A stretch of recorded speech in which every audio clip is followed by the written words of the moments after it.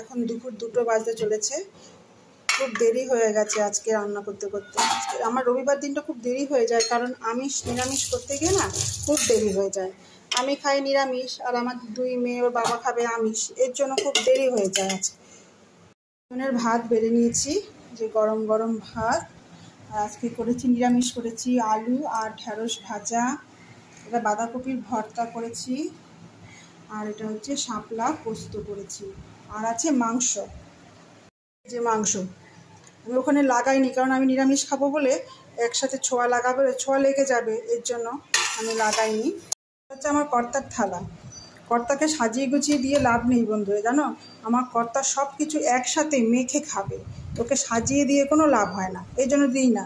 দেবো তো সব মাংস একসাথে যা নেবে সব কিছু নিয়ে একসাথে মেখে খাবে।